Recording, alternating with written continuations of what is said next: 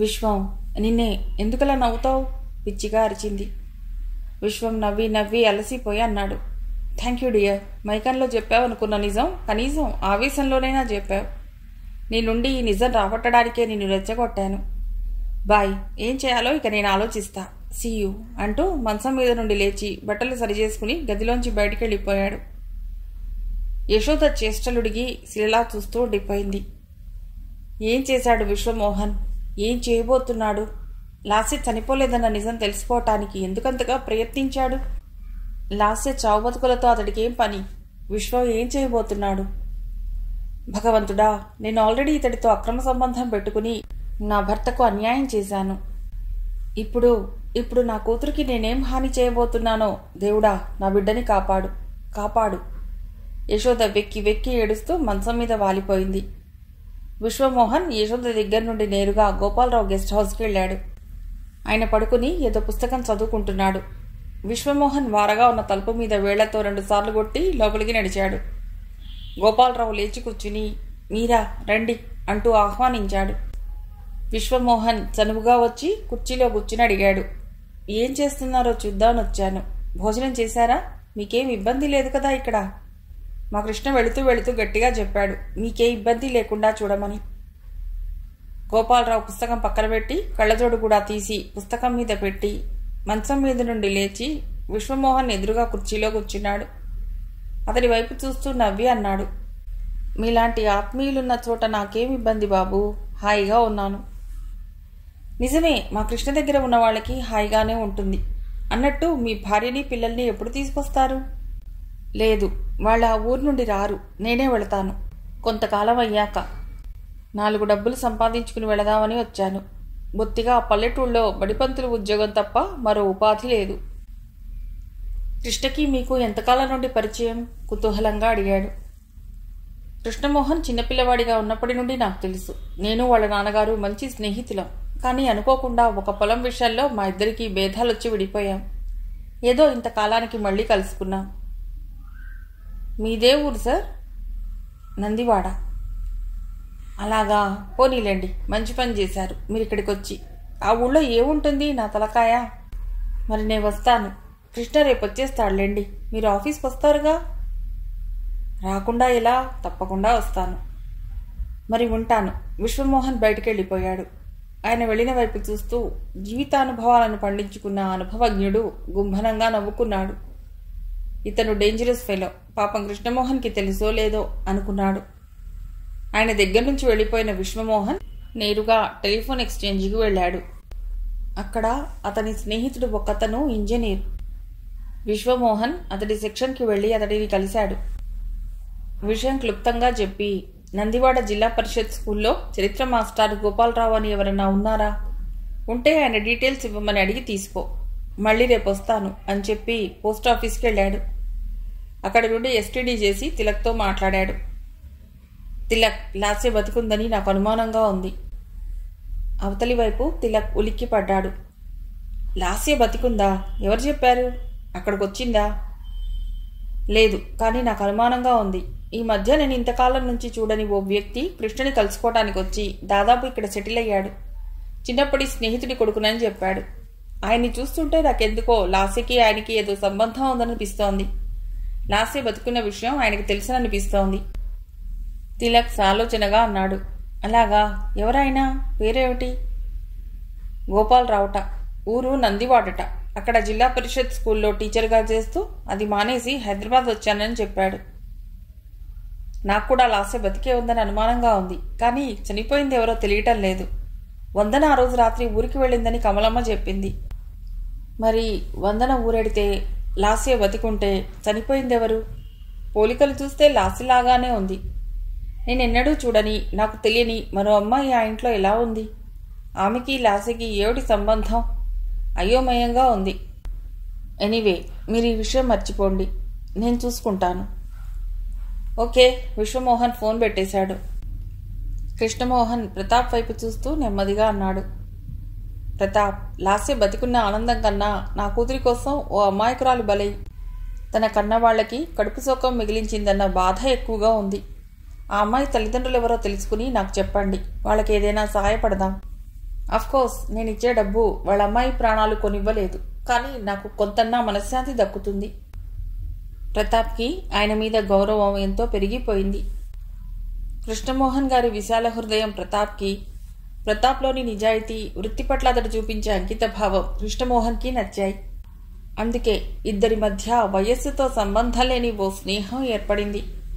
కృష్ణమోహన్ మళ్ళీ అన్నాడు, ఇంకో విషయం ప్రతాప్, చనిపోయింది లాస్య కాదు కదా అని ఇన్వెస్టిగేషన్ ఆపేయటమో స్లోగా నడిపించడమో చేయొద్దు. హంతకుడు నిజంగా వందనని లాస్య అనుకుని రేప్ చేసి చంపాడనుకో, లాస్య ఎక్కడున్నా క్షేమం కాదు. ఆయన మాటలు పూర్తి కాకుండా అన్నాడు ప్రతాప్. నో సార్, అలా ఎలా చేస్తాను? లాస్యైనా వందనైనా ఒక ఆడపిల్ల మానభంగానికి గురై హత్య కావించబడింది.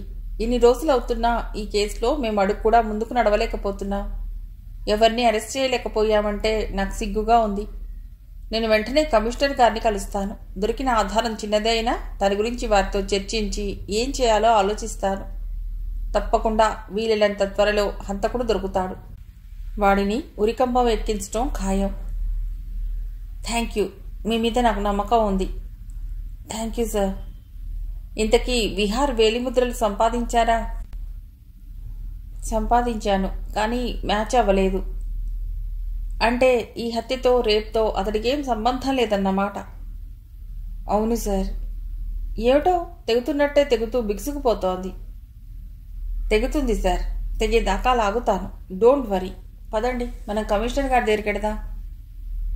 ఓకే పదండి, లేచాడు కృష్ణమోహన్ ప్రతాప్ హోటల్లోంచి బయటికి రాబోతుండగా ఓ వ్యక్తి వాళ్ళని దాటి వడివడిగా ముందుకెళ్ళిపోయాడు. ఆ హడావుడిలో అతడి చేతి నుండి హ్యాండ్ కర్చీఫ్ జారి ప్రతాప్ బూటు మీద పడింది.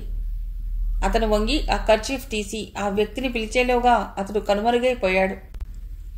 అరే, కర్చీఫ్ పాడేసుకున్నాడు ఆయనెవరో అంటూ ఆ కర్చీఫ్ నుండి వస్తున్న పరిమళం నాసికా పుటలను తాకటంతో అనుమానంగా ఆ కర్చీఫ్ మరోసారి ముక్కు దగ్గర పెట్టుకుని వాసన చూశాడు ప్రతాప్. ఏంటి ప్రతాప్? కృష్ణమోహన్ అడిగాడు. సార్, ఈ పర్ఫ్యూమ్ నాకు బాగా పరిచితం అనిపిస్తోంది.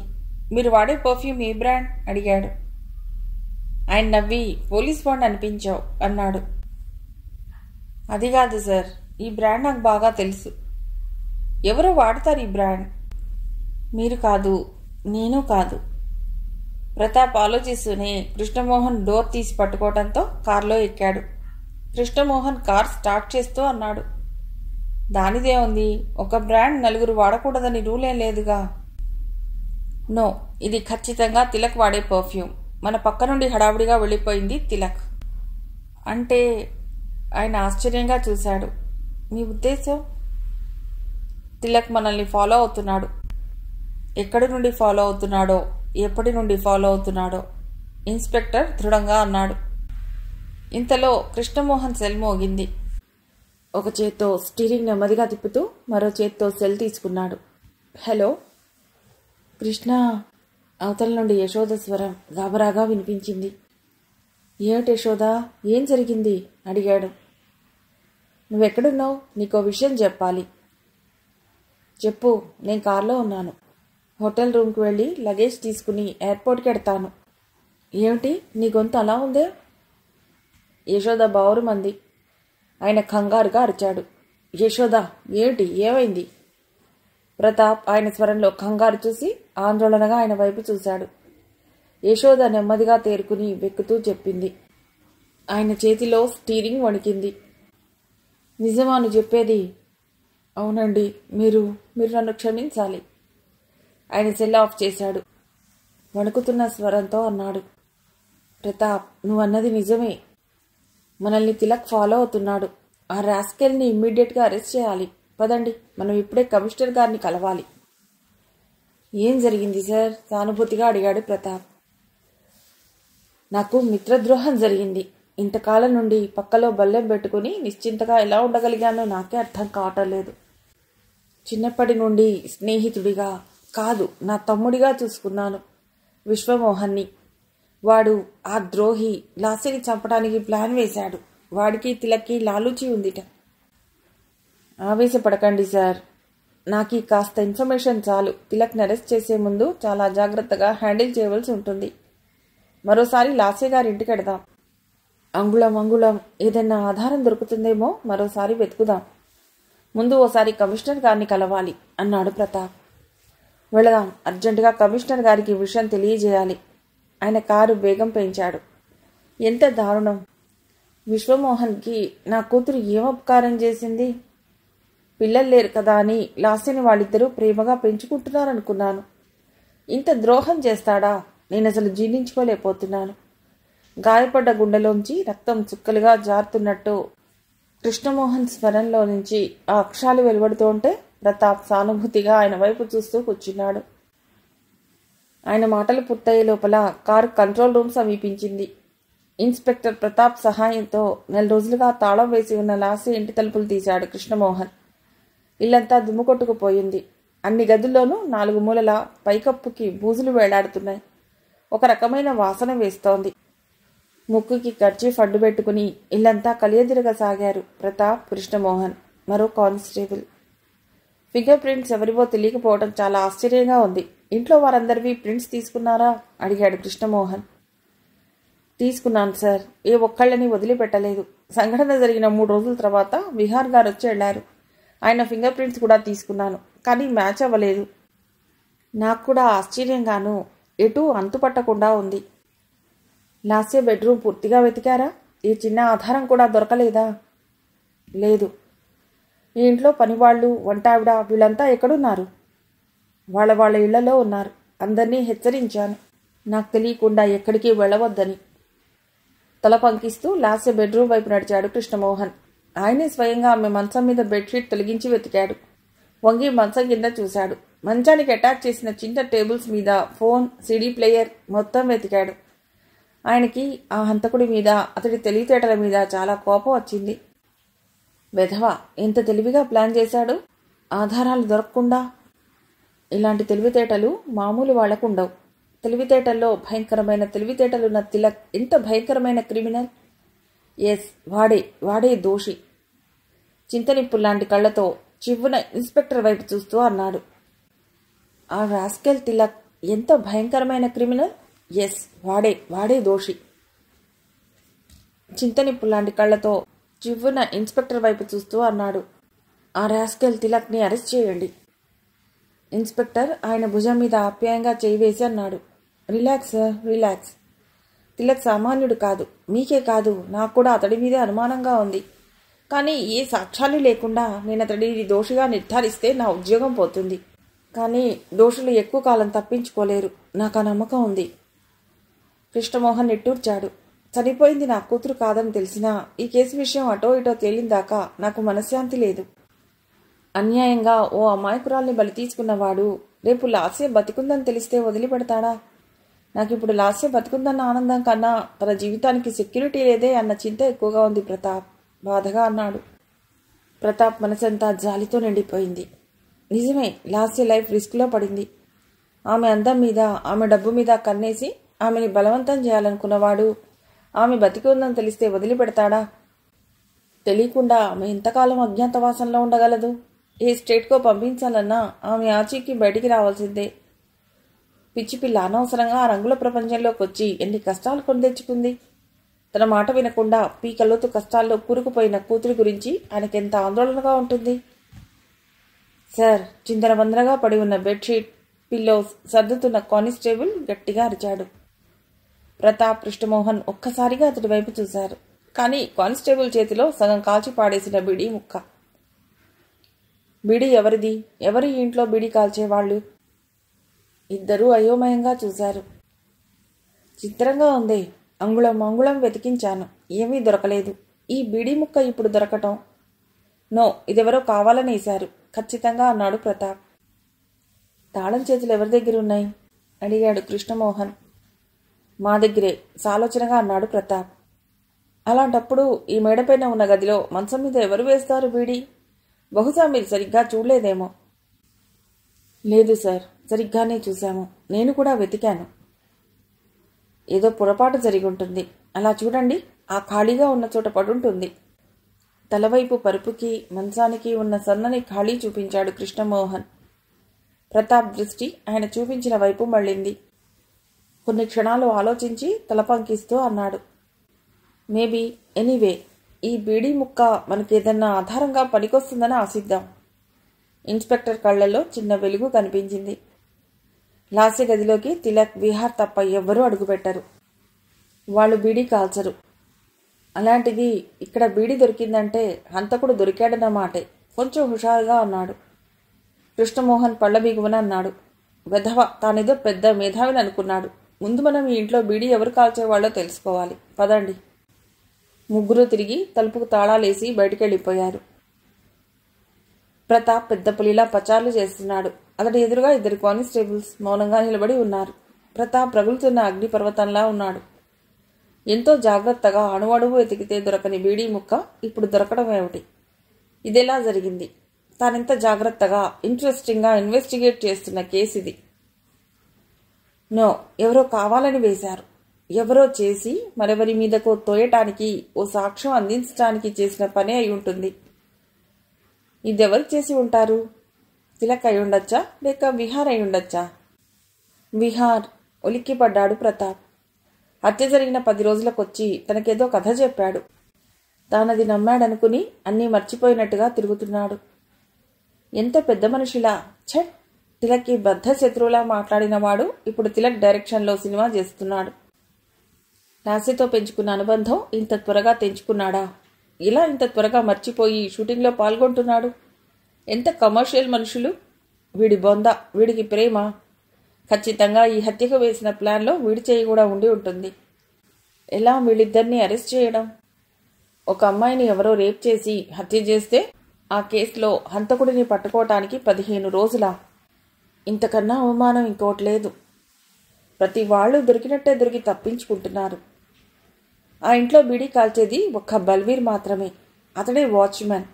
ఆఖరికి వాడు కూడా 2 రోజులుగా ఇంట్లో లేడు. ఎక్కడికి వెళ్ళాడో ఎవ్వరూ సమాచారం ఇవ్వలేకపోతున్నారు. తిలక్ 24 గంటలు షూటింగ్లో ఉంటున్నాడు. ఆ రాస్కెల్ చంపి ఉంటాడా ఆ అమ్మాయిని? వాడికేమో అవసరం? వాడే రేప్ చేసి. ఓ గాడ్! ఇహ అంతకన్నా ఏం ఆలోచించాలనిపించలేదు అతడికి. పచార్లాపి తీవ్రంగా అన్నాడు కానిస్టేబుల్తో. వెళ్ళండి, వాడింటి దగ్గరే కాపలా కాసి వాడిని ఎలాగైనా పట్టుకోండి. సార్, ఆ బల్బీర్ 1 వారం రోజుల నుండి తిలక్ గారింట్లో ఉంటున్నాడని తెలిసింది. మరో కానిస్టేబుల్ హడావుడిగా వస్తూ చెప్పాడు. తిలక్ ఇంట్లోనా? ఎవరు చెప్పారు? నేను చూశాను సార్. ప్రస్తుతం వాళ్ళు షూటింగ్లో ఉన్నారట. అంటే వాళ్ళిద్దరికీ లాలూచీ ఉందన్నమాట. మీరు చెప్పేది నిజమేనా? నిజం సార్. ప్రతాప్ కాసేపు అలా ఆలోచిస్తూ వాళ్ళ మొహాల్లోకి చూస్తూ ఉండిపోయాడు. వెంటనే రియాక్ట్ అయ్యి కమాన్ క్విక్ అంటూ బయటికి నడిచాడు విసురుగా. వాళ్ళు స్టూడియోకి వెళ్ళేటప్పటికీ షూటింగ్ పూర్తయి అందరూ వెళ్ళిపోయారు. వెంటనే జీప్ తిలక్ ఇంటి వైపు మళ్ళింది. 15 గంటలో తిలక్ ఇంటి ముందున్న పోలీస్ జీప్ ఆగింది. అప్పుడు సమయం సాయంత్రం 6:30. ఇవాళ ఇంత త్వరగా షూటింగ్ ఎలా పూర్తయింది? అతడికి ఏం అర్థం కాలేదు. జీప్ ఆగుతుంటే దూకినట్టుగా దిగి పెద్ద హాల్ వైపు పెద్ద పెద్ద అడుగులు వేశాడు. అతడి బూట్ల చప్పుడు భయంకరంగా ఉంది. హాల్లో కూర్చుని విస్కీ తాగుతున్న తిలక్ ఇన్స్పెక్టర్ ప్రతాప్ని చూస్తూనే చివ్వున లేచి హుందాగా ఆహ్వానించాడు. హలో ఇన్స్పెక్టర్, ప్లీజ్ కమ్ అంటూ సోఫా చూపించి తీసుకోండి అంటూ గ్లాస్లోకి పంపిన విస్కీ అందించాడు. నో థ్యాంక్స్ అంటూ సీరియస్గా పరిసరాలు గమనించసాగాడు. తిలక్కి అతడి ధోరణి అర్థం కాలేదు. ఏమిటంత సీరియస్గా ఉన్నారు సార్? ఎనీథింగ్ రాంగ్ అడిగాడు. బల్వీర్ మీ ఆశ్రయంలో ఉన్నాడని విన్నాను. తిలక్ అయోమయంగా చూశాడు. నా ఆశ్రయంలో ఉండటమే ఉంది. ఈ మధ్యన కొంచెం పని ఒత్తిడి ఎక్కువై సాయంగా 4 రోజులు ఉండమని కబురు చేశాను. వచ్చాడు. అప్పుడే బల్వీర్ చేతిలో ట్రేతో వచ్చాడు. ఆ ట్రేలో నేతిలో వేయించి ఉప్పు కారం చల్లిన జీడిపప్పు ప్లేట్ ఉంది. అతన్ని చూడగానే ప్రతాప్ ఆవేశంగా ఊగిపోయాడు. సీరియస్గా కానిస్టేబుల్ వైపు చూశాడు. అతడి చూపు అర్థం చేసుకున్న కానిస్టేబుల్ ట్రే టీపాయ్ మీద పెట్టి లోపలికి వెళ్ళటానికి వెనుదిరిగిన బల్వీర్ భుజం మీద బలంగా చేయి వేశాడు. బల్వీర్ తెల్లబోయి చూశాడు. వణిగిపోతూ సార్ క్యా హో గయా సాబ్ అన్నాడు. అనుకోని ఆ సంఘటనని వింతగా చూశాడు తిలక్. ఏం జరిగింది ఇన్స్పెక్టర్ అడిగాడు. బల్వీర్ వైపు క్రూరంగా చూస్తూ అన్నాడు ప్రతాప్. లాస్య గారిని హత్య చేసింది ఇతడే, అందుకే అరెస్ట్ చేస్తున్నా. బల్వీర్ తెల్లబోయి చూశాడు. సార్ నాకేం తెలియదు, నన్ను వదిలేయండి ఏడుస్తూ హిందీలో బతిమాలాడు. నోర్మొయ్, ఇన్స్పెక్టర్ జేబులోంచి కర్చీఫ్తో కట్టిన బీడీ ముక్క అతడి కళ్ళ ముందు పెట్టి, ఇదెవరిదిరా అన్నాడు. బల్వీర్ అయోమయంగా చూశాడు. సార్, దేవుడి మీదొట్టు, నాకేం తెలీదు అన్నాడు ఏడుస్తూ. చంపేస్తాను. ఇన్స్పెక్టర్ ప్రతాప్ చెయ్యెత్తి ఆగిపోయి క్రూరంగా చూశాడు. బీడీ నువ్వు తప్ప ఇంకెవరూ కాల్చరు. ఈ ప్రపంచంలో చాలామంది కాలుస్తారు, తిలక్ గట్టిగా అన్నాడు. అతనికి భయం, ఆవేశం ఉప్పెనెలా పొంగి మనిషి నిలువున ఉడికిపోతున్నాడు. బల్వీర్ పట్టుబడితే తన జాతకం మొత్తం బయటపడుతుంది. ముందు వాడిని కాపాడాలి, ఆ తర్వాత తనని అరెస్ట్ చేయడం అంత ఈజీ కాదనుకున్నాడు. అందుకోసం సాయశక్తిలా ప్రయత్నించాలని నిర్ణయించుకున్నాడు. కానీ ప్రతాప్ అతని మాటలు నమ్మలేని స్థితిలో ఉన్నాడు. అతనికిప్పుడు సాక్ష్యాలతో సహా 2 నేరస్తులు కళ్ల ముందున్నారు. వాళ్లను వదిలేస్తే కేసు కూడా వదిలేయడమే అనుకున్నాడు. అందుకే కఠినంగా ఉన్నాడు. కానీ చాలామందికి లాస్యని చంపవలసిన అవసరం లేదు. తిలక్ విసురుగా ముందుకు నడిచి అన్నాడు. బల్వీర్కి హత్య చేయవలసిన అవసరం లేదు, మీరు పొరపడ్డారు. మా పొరపాటో అతడి గ్రహపాటో పోలీస్ స్టేషన్కి రండి, అక్కడ మాట్లాడుకుందాం. అరెస్ట్ హిమ్ అన్నాడు కానిస్టేబుల్తో. బల్వీర్ ఎంతగా అరిచి గోల చేసినా వినిపించుకోకుండా అతడిని అరెస్ట్ చేశాడు. బల్వీర్ని అన్యాయంగా దోషం చేస్తున్నారు అన్నాడు తిలక్ గట్టిగా. పోనీ మీరు అరెస్ట్ అవుతారేమిటి అతడి బదులు, కొంచెం వెటకారంగా అన్నాడు Pratap. Inspector, you talking too much అన్నాడు తిలక్. ఏమచ్చైనా మా డ్యూటీ మేము చేయాలిగా, లేదంటే అసలు హంతకుడెవరో మీరు చెప్పండి, ఇతన్ని వదిలేస్తాను. మరీ అంత బాధగా ఉంటే పోనీ మీరు అరెస్ట్ అవుతారా? ఆ వెటకారం అర్థం చేసుకున్నవాడిలా తిలక్ తల పంకించి, నిర్దోషులను రక్షించడానికి ఏవైనా చేస్తాను. మంచిదేగా, ట్రై యువర్ లక్, పదండి హూంకరించాడు. కానిస్టేబుల్ లాక్కెడుతుంటే, సాబ్ ఏ క్యా హే, నాకేం తెలియదు సార్, నేనే తప్పు చేయలేదు అని బావురుమంటూ ఏడవసాగాడు బల్వీర్. బల్వీర్, నేను బెయిల్ కోసం ప్రయత్నిస్తా, నువ్వేం వరీ అవ్వకు, ధైర్యం చెప్పాడు తిలక్. పోలీస్ జీప్ శబ్దం చేస్తూ వెళ్ళిపోయింది. తిలక్ వెంటనే రియాక్ట్ అయ్యాడు. ఇప్పుడు బల్వీర్ని రక్షించడం తన బాధ్యత, అవసరం కూడా. అతన్ని రక్షించకపోతే తన గొయ్యి తనే తవ్వుకున్నట్టు. వెంటనే లేచి బయటికి నడిచాడు. మిగిలిన కథ తర్వాతి భాగంలో.